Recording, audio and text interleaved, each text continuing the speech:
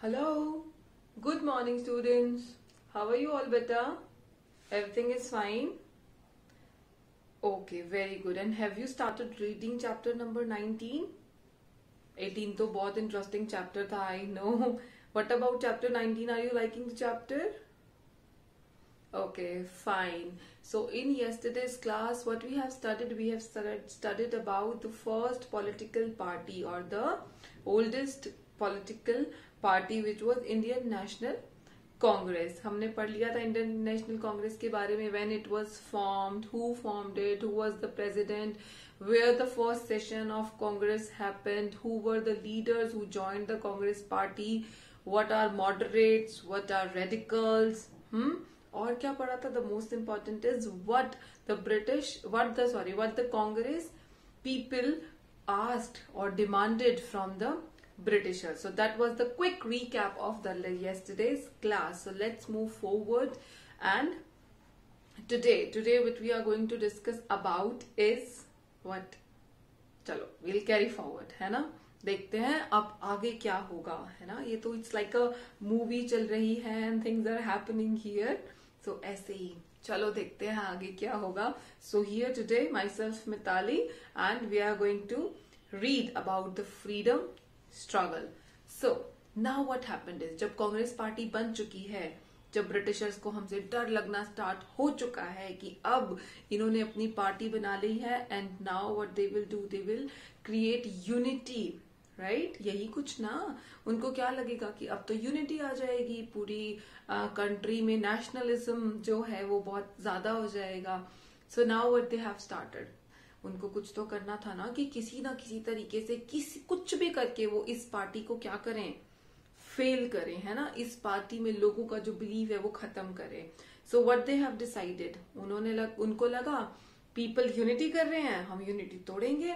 So what they have done, they have made a rule divide and rule policy. उन्होंने एक policy बना दी जिसका नाम क्या था? Divide and rule. की लोगों को ना आपस में एक दूसरे से लड़ा दो, सो दैट आपस में ही लड़ेंगे, यूनिटी आ ही नहीं पाएगी कभी भी. जब तक यूनिटी नहीं आएगी तब तक हमको कभी भी नहीं हरा पाएंगे.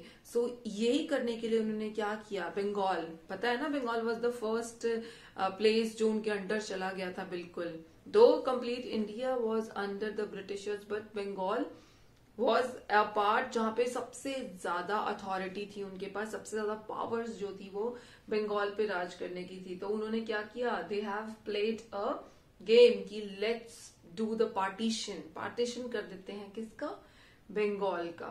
सो उससे क्या हो जाएगा, व्हाट विल हैपन, तो होगा ये, हिंदू और मुस्लिम्स को अलग अलग कर देंगे. एक पार्ट बंगाल का ऐसा जहां हिंदू, एक पार्ट बंगाल का जहां मुस्लिम्स. सो उससे क्या होगा, ब्रिटिशर्स के लिए तो इजी हो जाएगा और जो इंडिया की जो यूनिटी है वो ब्रेक हो जाएगी. बट पता है, you will be very surprise to know कि पहली बार ऐसा हुआ that the Britishers failed in there, जो उनका ये जो था ना एम जो था कि anyhow we will do the divide and then we will rule, but they failed in that. So that is all about partition of Bengal. Let's read page number 108. Partition of Bengal. As the time passed, Indian National Congress received a lot of support from the Indians. अब क्या हुआ, जैसे जैसे time pass होता गया वैसे वैसे क्या हुआ, ये जो कांग्रेस पार्टी थी started getting support from the people. लोगों को ज्यादा से ज्यादा लोग इनके साथ आ गए, ज्यादा से ज्यादा लोग इनके साथ जुड़ने लग गए. So what happened, as a result, क्योंकि ज्यादा से ज्यादा लोग इनके साथ आ गए तो उसका क्या हुआ, उससे फायदा क्या हुआ, as a result the British adopted the policy of divide and rule. उससे क्या हुआ, ब्रिटिशर्स को डर लगा, ब्रिटिशर्स ने कहा कि एक नई पॉलिसी बनाते हैं जिसका नाम रखा डिवाइड एंड रूल. इन 1905, अब कौन सी ईयर की बात कर रहे हैं हम, we are talking about 1905. In 1905, the British government divided Bengal into two parts, one for Muslims, other for Hindus. एक Muslims का part, एक Hindus का part. This gave rise to the mass protest across the country. लेकिन क्यों? क्योंकि लोगों को नहीं होना था अलग, हिंदू मुस्लिम्स पे नहीं होना था अलग, कास्ट सिस्टम को खत्म करना था इंडिया से। तो क्या हुआ? What exactly happened? This give rise to mass. Mass means large number of people. Mass का मतलब होता है हिंदी में सॉरी नॉट हिंदी में, मास का जो मीनिंग होता है that is large number of people. So what happened is mass protest start हो गया। लोगों ने ये डिवाइड एंड रूल के अगेंस्ट में प्रोटेस्ट स्टार्ट कर दिए। पीपल बायकॉटेड याद है ना, समझाया था ना। People boycotted British goods. लोगों ने रिफ्यूज कर दिया, they refuse using the British goods and decided to wear Indian made clothes और स्वदेशी। उन्होंने सोचा कि अब हम जो भी यूज करेंगे वो इंडिया मेड, जो इंडिया में बना है उसको यूज करेंगे या स्वदेशी यूज करेंगे। द कांग्रेस लॉन्च्ड द स्वदेशी मूवमेंट। कांग्रेस ने पूरी कंट्री में स्वदेशी मूवमेंट स्टार्ट कर दिया to protest against the partition. इस पार्टीशन के अगेंस्ट में उनको दिखाने के लिए ब्रिटिशर्स को कि इंडिया में कितनी यूनिटी है, क्या किया? स्वदेशी मूवमेंट स्टार्ट कर दिया। सो what happened? British made goods, जो ब्रिटिशर्स ने जो गुड्स बनाए थे, प्रोडक्ट्स जो वो बनाते थे, were burned by throwing into bonfires. लोगों ने आग लगाई थोड़ी थोड़ी, उसमें जो ब्रिटिश के जो प्रोडक्ट्स उनको फेंक के जलाना स्टार्ट कर दिया। The British tried to suppress, underline the word suppress, suppress होता है दबाना। उन्होंने ब्रिटिशर्स ने बहुत ट्राई किया कि anyhow they suppress the स्वदेशी movement, but do you think they were successful? No, but they failed. So from here the journey of getting the freedom started in 1905 when the Britishers started divide and rule policy, or they have declared the partition of Bengal. The whole India came together and they started fighting against the Britishers and they became united and they shown their unity to the Britishers. Okay, so now the next topic is revolutionaries. What is a revolution? Revolution means a drastic, a very big change, or revolutionaries means the one who brings that change. So now we are going to read about few of the revolutionaries. The revolutionaries were the leaders who believed that British could be overthrown only by force. मतलब overthrown means बाहर निकाल के फेंक देना, मतलब बाहर निकालना।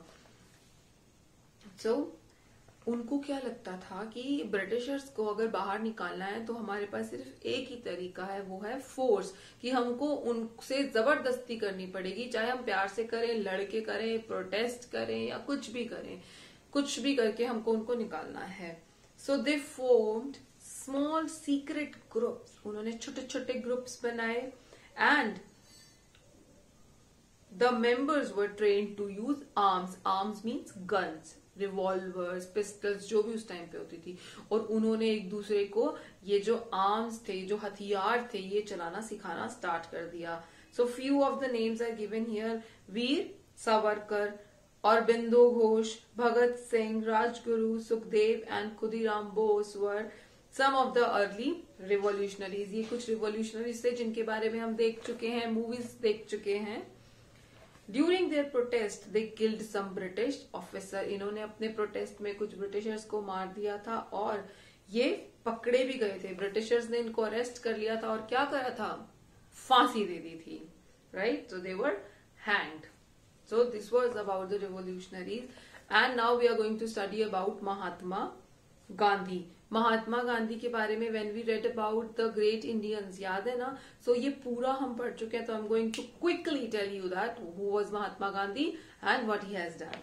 सो the struggle for freedom, जो स्ट्रगल थी हमारी फ्रीडम के लिए, underwent a drastic change with the arrival of Mahatma Gandhi. अभी तक तो एक्चुअल में हमको फ्रीडम की तरफ हम बहुत स्लो चल रहे थे, लेकिन जब महात्मा गांधी इंडिया में आए थे, कहां से? साउथ अफ्रीका से। जब महात्मा गांधी इंडिया में आए थे तो व्हाट हैपेंड? ये जो हमारा पूरा फ्रीडम स्ट्रगल था, इट वाज चेंज्ड, बहुत ही बड़ा चेंज आ गया इसमें। He led the Indians in their struggle for freedom against the British rule. He started leading the people.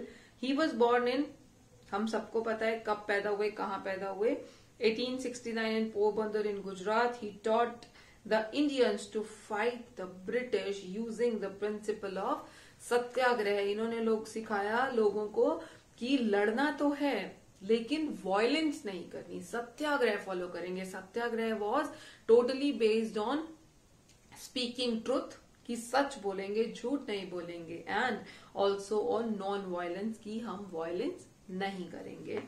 Gandhiji returned to India from South Africa in 1915 and led the freedom struggle for the next 30 years. In South Africa, Gandhiji fought against apartheid. Apartheid we have studied. जिन बच्चों को याद नहीं है, please go back to that chapter and read what is apartheid. पूरा एक paragraph है. Using his method of Satyagraha, it was basically a difference between जो discrimination होता था किसके बीच में, on the basis of the color. Yes. After coming to India, he was shocked upon seeing the condition of the people. जब India में आए तो इन्होंने देखा कि इंडिया की तो बहुत ही बुरी हालत हो रखी है. So, under Gandhiji, millions of people from different sections of the society joined the freedom movement. Gandhi ji के अंडर, मतलब सत्याग्रह के अंडर बहुत ही लोग ऐसे थे जिन्होंने सत्याग्रह के अंडर गांधी जी को ज्वाइन कर लिया. Peasants and people from the poor section of the society also joined the movement. जो उनकी एज ग्रुप के थे, जो छोटे थे, जो पुअर थे, जो रिच थे, almost all the people have joined him. Gandhiji also fought against caste system. अभी भी जहां पर भी थोड़ा बहुत caste system भी हो रहा था, उसके अगेंस्ट गांधी जी ने फाइट करी. And he also tried to abolish the practice of untouchability. और उस टाइम पे एक बहुत ही बुरी प्रैक्टिस थी, very bad practice was going on in the society which was untouchability. What is untouchability? Untouchability means अछूत, की कुछ लोगों को ऐसा माना जाता था, it was believed that they are untouchables, कि इनको तो हम छू ही नहीं सकते, that we can not touch that person. Key terms में लिखा है untouchability, the practice of excluding group of people from the majority on the basis of their caste. Caste system पे उनको अलग कर दिया जाता था बाकी सब लोगों से, और ये कहा जाता था कि दीज आर अनटचेबल्स, इनको तो टच ही नहीं करना है. So that was all about partition of Bengal, few of the revolutionaries हमने नाम पढ़े, and about Mahatma Gandhi. So in the next class we will carry forward the topic. Till then, read the topics that we have discussed today and don't forget to learn chapter number 18 because I'm going to take the test. Okay? Bye.